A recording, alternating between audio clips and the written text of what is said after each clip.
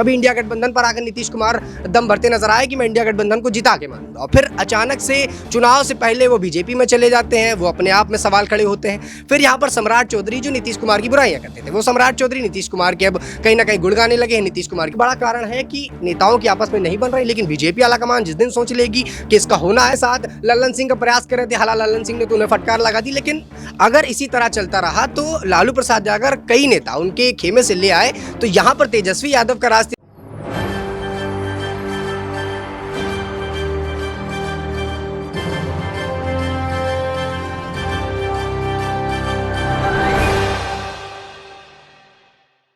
नमस्कार, मैं नाज़मीन खान और आप देख रहे हैं SPN 9 न्यूज। आप सभी का बहुत बहुत स्वागत है मेरे खास प्रोग्राम बात सच की में। 28 जनवरी की वो तारीख जब नीतीश कुमार बिहार में 9वीं बार मुख्यमंत्री पद की शपथ लेते हुए नजर आते हैं। तब से लेकर अब तक नीतीश कुमार बिहार में कैबिनेट विस्तार को लेकर देरी करते हुए नजर आ रहे हैं, और यही देरी का कारण नीतीश कुमार के लिए मुश्किलों भरा हो सकता है। और इसी देरी के कारण की वजह से यहाँ पर तेजस्वी यादव फायदा उठा सकते हैं। आपको बता दें कि नीतीश कुमार जो ये कहते हैं कि सीएम कुर्सी उनके हाथों से कोई नहीं छीन सकता है, वही नीतीश कुमार जो अभी कैबिनेट विस्तार में देरी कर रहे हैं और जो 10 तारीख को फ्लोर टेस्ट होने वाला है, उससे पहले विधायक जो नीतीश कुमार से नाराजगी जाहिर करते हुए नजर आ रहे हैं, जो सांसद यहां पर नाराजगी जाहिर करते हुए नजर आ रहे हैं, जो विधायक ये कहते हैं कि नीतीश कुमार मुख्यमंत्री बन जाते हैं सिर्फ और सिर्फ अपने फायदे के लिए, तो क्या मान लिया जाए कि एनडीए और जो जेडीयू का गठबंधन देखा गया था, क्या अब ये टूटने की कगार पर पहुंच जाएगा?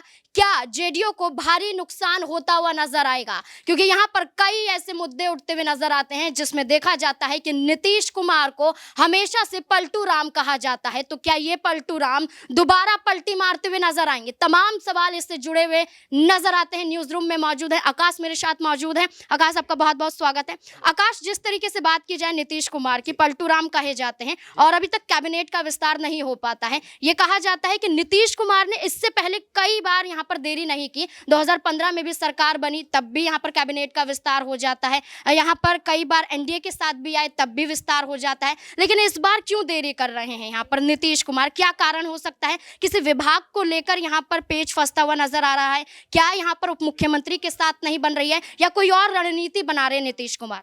देखिए, नीतीश कुमार के दिमाग में क्या चलता है ये नीतीश कुमार जाने या तो बीजेपी जाने, क्योंकि ये दोनों ही लोग आपस में बातचीत पहले ही कर लेते हैं। देखिए, लगातार जैसे नीतीश ने यहाँ पर पलटी मारी तो ये कहा गया कि नीतीश कुमार की और बीजेपी की यहाँ पर पहले से बातचीत हुई थी। खुद खड़गे ने आके बताया कि प्री प्लान था, मुझे बताया नहीं गया, और जिस तरह से इन्होंने पलटी मारी और तुरंत जाकर शपथ ले ली, तो ये कहीं ना कहीं बताता है कि इनकी तैयारियां पहले से चल रही थी। और कहा जा रहा था कि जब इंडिया गठबंधन बन रहा था तब इंडिया गठबंधन की दौरान इन्होंने बातचीत की बीजेपी ने और नीतीश कुमार को इसको साधा, लेकिन इस पर राजनीति इस तरह से लगातार उछली कि समझ में नहीं आया कौन सा नेता किस पार्टी पर जा रहा है। कभी इंडिया गठबंधन पर आकर नीतीश कुमार दम भरते नजर आए कि मैं इंडिया गठबंधन को जिता के मानूंगा, और फिर अचानक से चुनाव से पहले वो बीजेपी में चले जाते हैं। वो अपने आप में सवाल खड़े होते हैं। फिर यहाँ पर सम्राट चौधरी जो नीतीश कुमार की बुराइयां करते थे, वो सम्राट चौधरी नीतीश कुमार के अब कहीं ना कहीं गुड़ गाने लगे हैं, नीतीश कुमार की तारीफें करने लगे। मीडिया उनसे पूछती है तो बताते हैं कि ये बीजेपी आलाकमान की गाइडलाइंस थी, उसी को हम फॉलो कर रहे हैं, उन्हीं के हिसाब से काम चल रहा है। तो देखिए, यहाँ पर जो नेता है छोटे बड़े, उनको यहाँ पर बीजेपी को समझ रही, बीजेपी जो आलाकमान है वो समझ चुकी है कि हमें किस तरह से किन नेताओं को उतारना है, और पूरा प्लान उन्होंने पहले से बना रखा था। वो वही इसी के तहत लगातार काम देखा जा रहा है, चाहे वो नीतीश कुमार की बात हो, चाहे वो सम्राट चौधरी को। सम्राट चौधरी अब तक बीजेपी के लिए बिहार में दम भरते थे, अचानक डिप्टी सीएम बनाया गया, खुशी से झूम उठे, तो कहीं ना कहीं अब वो बीजेपी के विरोध में नहीं जा सकते। बीजेपी के भले ही में ही बोलेंगे, भले ही कितनी ही खटास क्यों ना हो उनके आपस में, लेकिन वो बीजेपी के बुराई नहीं कर सकते। नीतीश कुमार के लिए कितनी बुराइयां करते थे। एक समय था जब नीतीश कुमार की बुराइयां करने पर सम्राट चौधरी थका नहीं करते थे। आज उनसे पूछा जाता है तो बीजेपी द्वारा बता देते हैं कि हमारे नेता हैं, पुराने नेता हैं। नीतीश कुमार ये बताते हैं कि उधर काम नहीं हो रहा था, फिर नीतीश कुमार बताते हैं कि बीजेपी में आए थे, हम जहां के थे वहां के हो गए, हमें वापस नहीं जाना है। देखिए, नीतीश कुमार कब बदले, या नीतीश कुमार जाने या बीजेपी जाने, क्योंकि जिनकी आपस में गठित वही बता पाएंगे। लेकिन राजनीति में जो अन्य लोग हैं उनको इस बारे में भनक तक नहीं होती, और सबसे ज्यादा इससे विपक्षी पार्टी परेशान है कि नीतीश कुमार कभी चले जा सकते हैं, और हो सकता है कि लोकसभा चुनाव संपन्न हो, अगले विधानसभा चुनाव में यहाँ पर चले जाए, तो नीतीश कुमार के बारे में कोई नहीं बता सकता। हाँ, रही बात अगर विस्तार की, तो देखिए, एक बड़ा कारण है कि नेताओं की आपस में नहीं बन रही, लेकिन बीजेपी आलाकमान जिस दिन सोच लेगी कि इसका होना है, उस दिन वो काम होके रहेगा। एक और सवाल यहाँ पर रहने वाला है, टोकना चाहूंगी, क्योंकि जिस तरीके से जेडीयू और एनडीए का गठबंधन देखा जाता है और यहाँ पर 128 विधायकों का समर्थन यहाँ पर देखा जाता है, तो 10 फरवरी की वो तारीख जो फ्लोर टेस्ट यहाँ पर साबित करना होगा, क्या नीतीश कुमार यहाँ पर साबित कर पाएंगे? क्योंकि हिंदुस्तान आवाम मोर्चा की बात करें तो वो सीधे तौर पर ये कहते हैं कि उनके एक और विधायक को मंत्री बनाया जाना चाहिए, लेकिन अभी और मंत्रियों की लिस्ट यहाँ पर नीतीश कुमार जारी करते हुए नजर नहीं आ रहे हैं, कैबिनेट विस्तार में भी देरी कर रहे हैं, तो क्या यहाँ पर नीतीश कुमार के हाथों से विधायक छिनते हुए नजर आ सकते हैं? बिल्कुल, देखिए नीतीश कुमार ने जिस तरह से अपनी शपथ ली उसमें देरी नहीं कही, तो मुझे लगता है विस्तार में उनको टाइम नहीं लेना चाहिए, क्योंकि यहाँ पर जो विपक्षी पार्टी है, जो लालू यादव है, तेजस्वी यादव, वो बिल्कुल फिराक में बैठ रहे हैं किसी तरह से जो उनके विधायक उनको गढ़ में लाया जाए। जीतन राम मांझी को उन्होंने साथ रखा है, इसके साथ लल्लन सिंह का प्रयास कर रहे थे, हालांकि लल्लन सिंह ने तो उन्हें फटकार लगा दी, लेकिन अगर इसी तरह चलता रहा तो लालू प्रसाद अगर कई नेता उनके खेमे से ले आए तो यहाँ पर तेजस्वी यादव का राज तिलक हो सकता है, और इसको लेकर चर्चाएं चल भी रही हैं। लालू प्रसाद यादव पुराने दिग्गज नेता और समझदार वो भी है, उनको पता है कि कब राजनीति खेलनी है। नीतीश कुमार कहीं ये गलती ना कर जाए इस बात को लेकर, जिस तरह उन्होंने बीजेपी में एंट्री मारी, सोचे जल्दी से जाएंगे, अपना विस्तार कर लेंगे और आगे जाके सरकार बनाने में मदद करेंगे, लेकिन अभी नीतीश कुमार जो थोड़ी देरी कर रहे हैं, शायद हो सकता है बीजेपी के गाइडलाइन का इंतजार कर रहे हो, क्योंकि सारे जितने नेता गाइडलाइन का इंतजार कर रहे हैं, तो नीतीश कुमार अभी शांत बैठे, हो सकता है कुछ प्लान चल रहा हो, और ये भी हो सकता है कि नेताओं की आपस में न बन रही इसलिए कर रहे हो, और अगर नीतीश कुमार इसी तरह चलता रहा देरी करके तो लालू प्रसाद यादव कभी भी खेल कर सकते हैं। जी बिल्कुल, यहाँ पर लालू प्रसाद यादव भी खेल कर सकते हैं, और इस बात का अंदेशा यहाँ पर तब होने लगा जब तेजस्वी यादव ये कहते हुए नजर आए थे कि खेल अभी बाकी है, खेल यहाँ पर नीतीश कुमार का बिगड़ सकता है। तो ऐसे में खेल तो नीतीश कुमार का बिगड़ ही रहा है, क्योंकि यहाँ पर आपको बता दें कि जेडीयू विधायक हैं यहाँ पर गोपाल, वो यहाँ पर कई बड़ी बातें कहते हुए नजर आते हैं, तेजस्वी यादव का समर्थन करते हुए नजर आते हैं। जो जमीन के बदले नौकरी देने वाला मामला चल रहा था उसमें ये कहते हैं कि बच्चों की क्या गलती है, अगर हमें भी पैसे ऑफर किए जाएंगे तो हम भी ये काम करते हुए नजर आएंगे। और दोबारा फिर से यहाँ पर गोपाल आते हैं और एक और बड़ा बयान देते हुए नजर आते हैं कि नीतीश कुमार उनके साथ धोखा करते हैं। वो ये कहते हैं कि वो मंत्री बनकर रहना नहीं चाहते, वो एमपी बनना चाहते हैं। वो कहते हैं कि यहाँ पर वो कोई ऐसा नहीं है कि मामूली से विधायक हैं, यहाँ पर आईपीएस लेवल के अपने आप को बताते हुए नजर आते हैं, और ये कहते हैं कि यहाँ पर मुख्यमंत्री भी बन सकते थे। तो यहाँ पर मेरे साथ सिराज भी मौजूद है। सिराज, जिस तरीके से नीतीश कुमार अपनी पावर बिहार में पेश करते हुए नजर आ रहे हैं, और विधायकों की बात करें तो वो उनके खिलाफ ही बयानबाजी करते हुए नजर आ रहे हैं, जिसमें से गोपाल का जिक्र करें उसके बारे में आपको मालूम ही होगा कैसे बीते दिन बात करते हुए नजर आ रहे थे, और अब भी वो यही कह रहे थे कि यहाँ पर सिर्फ मंत्री बनना उनका सपना नहीं है, एमपी बनना है। तो क्या कहेंगे कि नीतीश कुमार को एक झटका देते हुए नजर आ सकते हैं वो?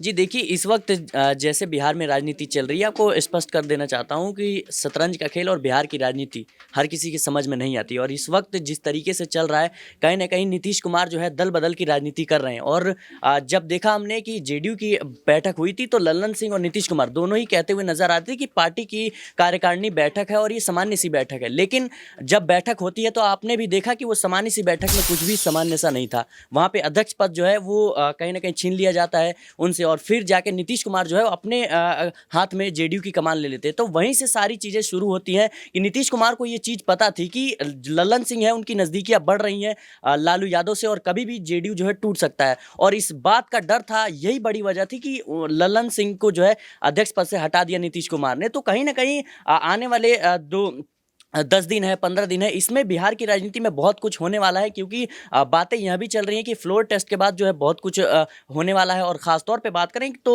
लल्लन सिंह को लेकर ये बातें आ रही हैं सामने कि वो 10 से 12 विधायक हैं उनके साथ, और वो कभी भी जो है लल्लन सिंह लालू यादव के साथ जाना मतलब जा सकते हैं। जी बिल्कुल, यहाँ पर लल्लन सिंह की बात की जा रही है, अध्यक्ष पद जो छोड़ देते हैं, जो ये कहते हुए नजर आते हैं कि यहाँ पर उनके पास विधायकों का समर्थन है, ये यहाँ पर अंदाजा लगाया जा रहा है। तो ऐसे में देखा जाए तो यहाँ पर सवाल कई और उठते हुए नजर आते हैं कि कैबिनेट विस्तार में इसलिए भी देरी होती हुई नजर आ रही होगी क्योंकि नीतीश कुमार चाहते हैं कि यहाँ पर कांग्रेस और आरजेडी के पास जो विभाग थे वो विभाग यहाँ पर एनडीए के समर्थक विधायकों को यहाँ पर दिया जाए, उन मंत्रियों को दिया जाए। तो क्या इसी कोशिश में यहाँ पर नीतीश कुमार लगे हुए हैं? अबरार मेरे साथ मौजूद है, उनसे जानने की कोशिश करेंगे कि जो कैबिनेट विस्तार में देरी हो रही है, क्या इसका मुख्य कारण ये भी हो सकता है कि जो आरजेडी के पास जो मंत्रालय वाले मौजूद थे उनको सीधे तौर पर वो एनडीए के मंत्रियों को देने की कोशिश करेंगे ताकि यहाँ पर आरजेडी का पूरा सुपड़ा साफ बिहार में हो सके।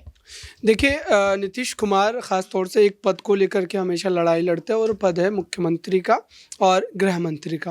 तो ये दोनों पद जो है वो अपने जो है पास रखना चाहेंगे। बाकी विधायकों से उनको कोई लेना देना नहीं है, विधायकों को पद मिले या ना मिले। चूँकि इससे पहले भी जब सरकार बनी थी तो उस समय भी स्थिति बिल्कुल यही थी। आरजेडी देखिए यहाँ पे एक मामला आपको ये भी समझना पड़ेगा कि नीतीश कुमार किस तरीके से जो है यहाँ पर अपनी बात को ऊपर रख सकते हैं। चूँकि उनके पास जितने विधायक हैं लगभग आप कह सकते हैं दुगुना आंकड़ा तो भाजपा के पास मौजूद है। तो नीतीश कुमार सिर्फ मुख्यमंत्री पद को जो है अपने पास और गृह मंत्री पद को अपने पास रखने की पूरी तरीके से दबाव डालेंगे ताकि भाजपा जो है किसी भी तरीके से मान जाए। और बाकी अन्य पदों को लेकर के मुझे नहीं लगता कि कोई मामला फंसता नजर आएगा। और जहाँ तक बात जो है मंत्रिमंडल विस्तार में देरी की है तो अभी तो उनको असल परीक्षा जो है वो पास करना बाकी है, क्योंकि जब तक फ्लोर टेस्ट नहीं होगा तब तक कई खेल हो सकते हैं। गोपाल मंडल हो, पालटन सिंह हो, इन जैसे विधायकों ने जिस तरीके से बयानबाजी की है और इससे पहले भी गोपाल मंडल जिस तरीके से बोल रहे थे कि लालू प्रसाद यादव को आप हल्के में नहीं ले सकते। जब वो जेल में थे तब हो सकता था कि मामला नहीं बन पाता, लेकिन अब वो जब के बाहर हैं। और उससे भी बड़ी बात ये है कि जेडीयू पार्टी का भविष्य अब विधायक भी समझ रहे होंगे। क्या कोई भी नेता, कोई भी व्यक्ति अगर राजनीति में रहता है और उनका मुखिया 5 साल में 3 बार जो है अल्टी पल्टी करता है, इधर से उधर, इस गठबंधन से उस गठबंधन में जाता है, तो कहीं ना कहीं लोगों में जो एक भरोसा विश्वास जो होता है वो खत्म होता है। और ये एक आम जो एमएलए होगा, जो मंत्री होगा, वो भी इस बात को कहीं ना कहीं सोचेगा, समझेगा और आने वाले दिनों में अपने राजनीतिक भविष्य को सुरक्षित करने के लिए वो कहीं ना कहीं एक सही पार्टी की तलाश करेगा और वो पार्टी आरजेडी हो सकती है। जी बिल्कुल, यहाँ पर अगर अपने भविष्य को तलाशने के लिए सही पार्टी का यहाँ पर चयन करेगा, आरजेडी हो सकती है। लेकिन जहाँ तक लगता है कि आरजेडी अब यहाँ पर नीतीश कुमार का साथ देती हुई नजर नहीं आएगी, क्योंकि ये कहा गया है कि हर बार पलटी मारते हुए नजर आते हैं। और ऐसे में पलटी मारते हुए इस बार लोकसभा चुनाव से पहले जो एनडीए के साथ वो आए हैं, तो क्या यहाँ पर नीतीश कुमार को फायदा मिलता हुआ नजर आएगा जैसे कि पहले मिलता हुआ नजर आया है, या फिर विधायकों की संख्या और भी ज्यादा नीतीश कुमार के पाले से कम होती हुई नजर आएगी? इस मुद्दे को लेकर क्या है आपकी राय कि क्या कैबिनेट विस्तार से पहले नीतीश कुमार धराशायी हो सकते हैं? क्या नीतीश कुमार की हार होगी? क्या तेजस्वी यादव की जीत होगी? क्या लगता है आपको? कमेंट बॉक्स में जरूर बताएं। देखते रहें SPN9 न्यूज़। धन्यवाद।